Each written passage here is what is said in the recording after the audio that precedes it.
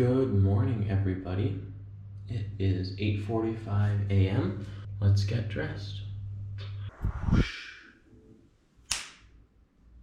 We're ready to go. I think I'm gonna stop, get a pastry on my way. I'm too lazy to cook breakfast, and I'm running slightly low on time, so come with me for whatever this is gonna be. I'm excited. In true Hobbit style, I'll be going with the 2 breakfast route. This first gourmet breakfast is 2 pieces of coppa and 1 piece of provolone.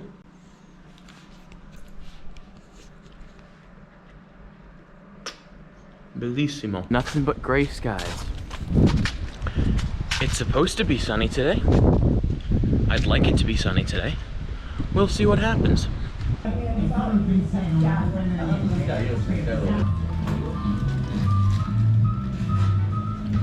Okay, that place might give Cafe Trastevere a run for its money. Service was quick, it was delicious, and there's more inside seating, so I was able to sit and eat. I mean, I destroyed that. That was done in like 45 seconds, so no real need to sit, but the option's great. It's a little place called Glorioso Bar and Bistro, so I'd highly recommend that. Now I'm going to walk to this train station, and when I get there, I'll tell you what the heck I'm doing. Well, once I figure out what I'm doing. First cat of the day. We're not even out of Rome yet. Hey. Beautiful coloring. I've never seen one like it before. Hey. I'm at the train station. Don't mind my hair. So, my train leaves in 3 minutes, going to a town called Bracciano. I know nothing about the town. I don't know what's there. I don't know if anything will be there besides just like a little town. Last night I decided I wanted to take a trip. Most of my roommates are off in Florence right now, so I'm pretty much alone in the apartment. Didn't want to just stay inside all day. So I went on Google Maps and I just looked for like smaller towns within Rome, or not within Rome, but within like a few hours of Rome, and I found Bracciano, which is an hour train ride each way. And when I saw that round trip tickets were $8.50, I kind of just had to take that opportunity. So I know nothing. I'm going in blind. On the train, I'm gonna start researching things to do. I might get there and find out that there's nothing to do, and I might have to change my train ticket to a bit earlier, but I'm excited and I'm a bit hopeful that it should be a fun day.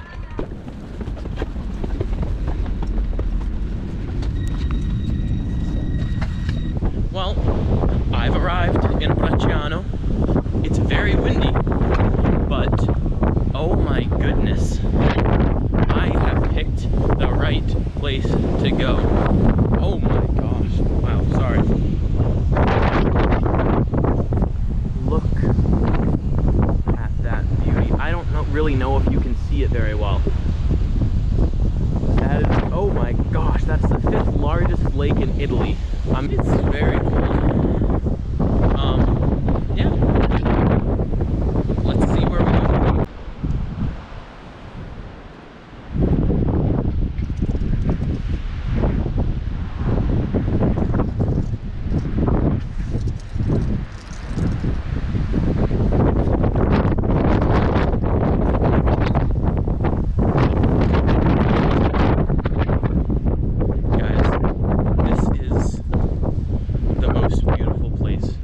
So far in Italy. This is Lago di Bracciano, which I'm assuming was either named after the town or the town was named after the lake.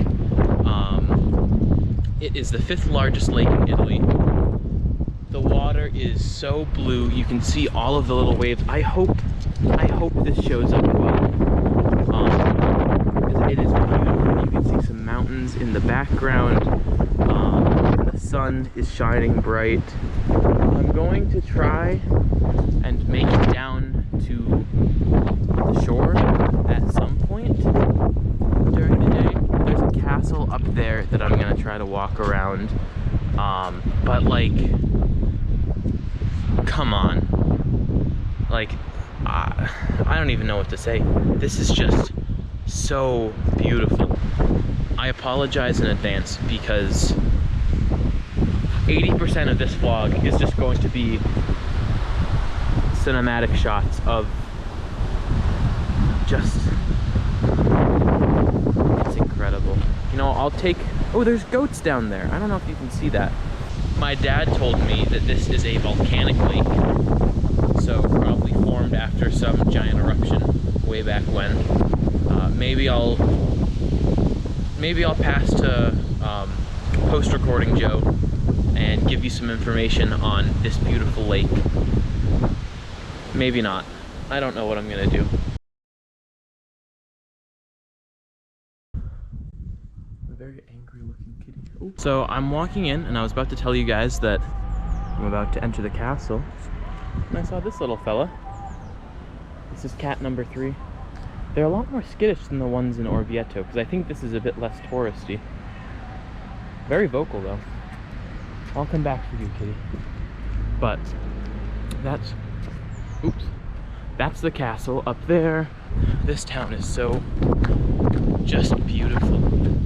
I didn't know what to expect, and it sure wasn't this, because I don't know, man. I think I'm going the right way to get in, but I see another scenic viewpoint up here, and I'm a sucker for a scenic viewpoint, so I'm walking up now. Let's see. I see benches. Oh, mamma mia. Oh.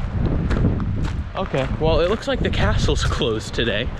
Not what I was hoping for. But what's not closed is that view. Castel di Bracciano does it differently. Look at how nice these bathrooms are. I made it in. It was an €8 entrance fee, which I'm sure will be worth it. This place looks incredible. Hopefully, I'll spend a while here, then head down to the lakeside, get some lunch, maybe do some shopping. I don't know what's gonna happen. But first, we gotta go to the bathroom. Genuinely, the last time I've experienced wind like this was on top of Mount Washington. This is ridiculous. But we are basically at the castle. About to walk inside. Man, this place is incredible. Hello everybody. Post-recording Joe is back and ready to talk about Castello Orsini Odescalchi. The construction of this castle, most likely designed by the architect Francesco di Giorgio Martini, began in 1470 on commission from Napoleone Orsini and was completed in 1485 under the guidance of his son Gentile Virginio. Over the centuries, the building underwent a lot of transformations, and because of its strategic position, it often found itself at the center of a lot of disputes between the most important noble families of Rome, such as the Colonna and the Borgias. Pope Alexander VI Borgia even confiscated the castle in 1496. The first significant pastoral interventions.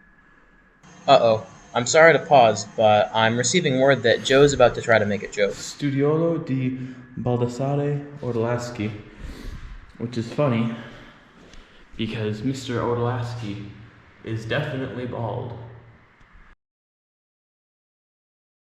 Anyway, back to your regularly scheduled programming. Date back to those years. Now, in 1696, the Orsini family was replaced by the Odescalchi family, an ancient lineage of Como origins, whose prestige was increased with the rise to the papal throne of one of its new members with the name of Innocent XI, who was pope from 1676 to 1689. The pope's nephew, Livy, became the Prince of the Holy Roman Empire under Emperor Leopold I of Habsburg for the services rendered in the war against the Turks. This castle is made up of 3 external walls. It has 5 towers, one for each vertex of the external fortification.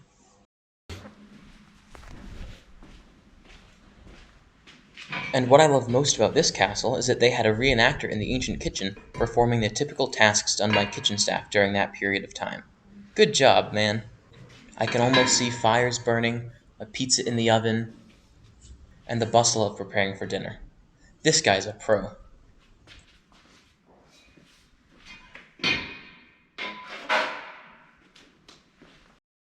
And now, I want to talk to you all about something very important in Italian culture and society, that being bell tower syndrome. Campanilismo, as it is more commonly called, is a phenomenon in which smaller towns will have an extreme attachment to the customs and traditions of their own city. They will compare themselves to other small towns, exuding a sense of pride and belief that their own town, or cittadina, is better than any other town around. They truly believe they're the best. While this can be lighthearted for the most part, severe forms of campanilismo can often turn into xenophobia and hostility towards outsiders. The reason why it's called bell tower syndrome is because this structure usually characterizes the specific image of each city or town. In every small town or city in Italy that you'll visit, you'll always see one of these bell towers. I kind of hate it here because every single one of these marble fellas is staring at me.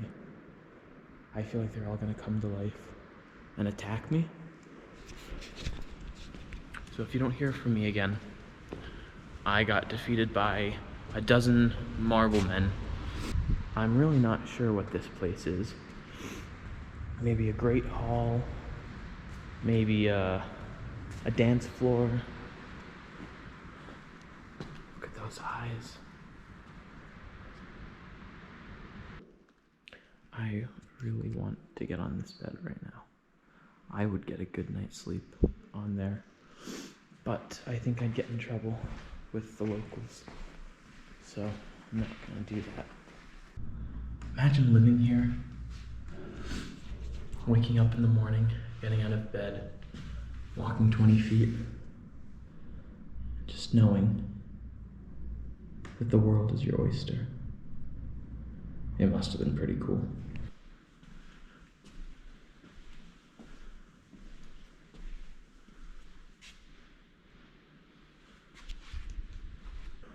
Whoa. Okay, that's pretty cool. Got a little horse, a jouster. You can't tell me someone's not inside there waiting to just like jump out and skewer me with this. Some beautiful artwork now though.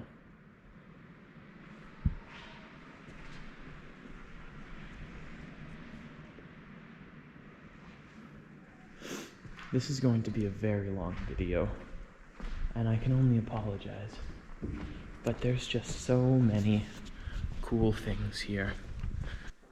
More ancient weapons. You could go for an axe, or like that pickaxe sort of thing, one of these funky looking things, or you could go with what looks like the inspiration for Anduril, the Flame of the West. Look at that thing. Finally, we make our way to the last room of the house, the Odescalchi collection of armors and weapons. The weapons in this room are only a small portion of the big collection assembled by Ladislao Odescalchi, brother of Baldassare III, who was the bald guy that we saw earlier. This collection was originally exhibited at Palazzo Odescalchi at St. Apostoli in Rome, where there are over 2,500 items. But recently, they've been transferred to Palazzo Venezia and here.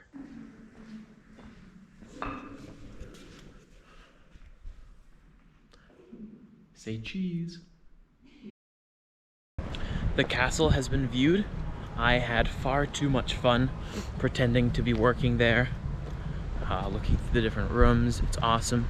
No sign of that little cat that I saw on my way in, which I'm very sad about. I'm sure I'll see more.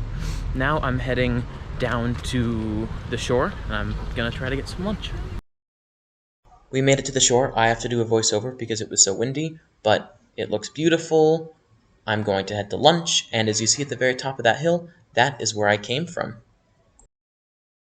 It's a bit farther of a walk than I had thought, but I just saw a sign. The restaurant I'm trying to go to, Alfredo Hotel and Restaurant. There was one website I looked at, and it said the food here was decent, but the main thing was the view. And I'm all about a good view. So, I will let you know if the view has been worth the 45-minute walk so far. But I see it. I see the sign peeking through. I don't know if you can see that.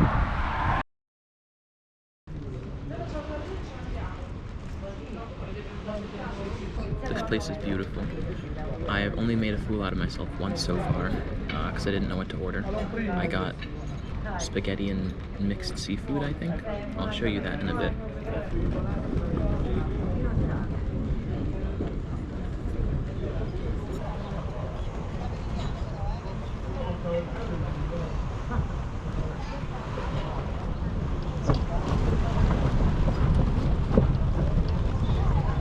I'm beginning the journey back to Il Castello. Just finished lunch, and that was quite the experience. I panicked. I didn't know what to order because I was trying to speak fully in Italian. So I picked the seafood pasta, which I forget the name, but it will, I'll put it on screen. Ordered that, and I was like, okay, it'll be like maybe some shrimp, a couple mussels, maybe bits of fish. I didn't know what to expect. I'd never had it. They bring me the plate, and well, you saw from the video I took, just these things, and I didn't know what they were. I had to Google what is in that type of pasta to find out that they were prawns, all scrunched up with their little bug eyes, and there were 4 of them. And I was like, I don't know if I can do this. I'd never seen a prawn before. I'd never eaten a prawn. I didn't know how to eat a prawn. It got to the point where I loaded up a WikiHow article and tried to follow that, and I still couldn't do it. And I feel bad, but I just left them on the plate. But everything else was great.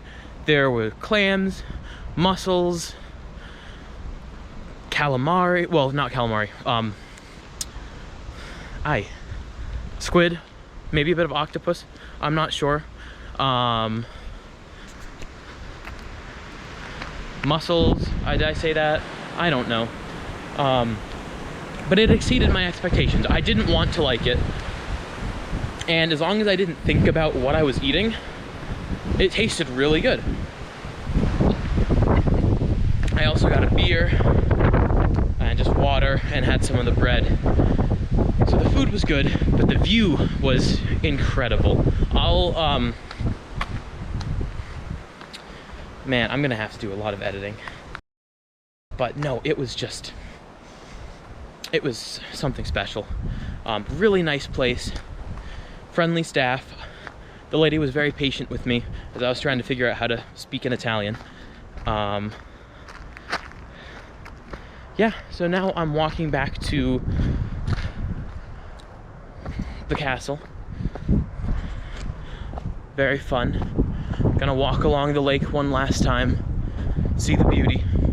Then I'll probably end up taking an earlier train back to Rome because I'd like to do some grocery shopping, and I also need to start homework. So those are my plans for the afternoon. It is currently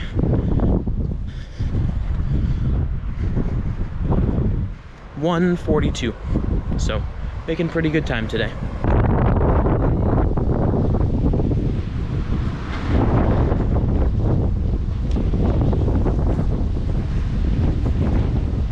Wow, look at this.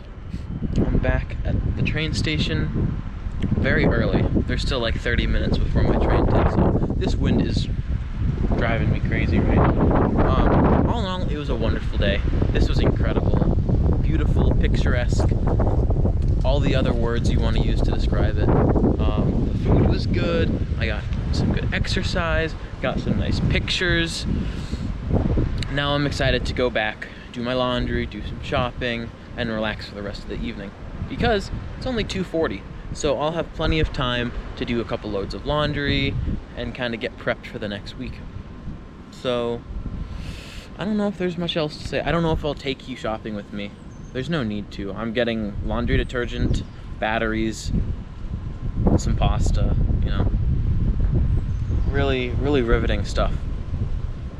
So,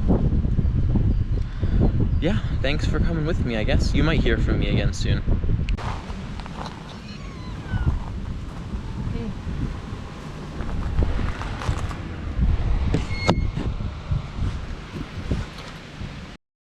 Bruh.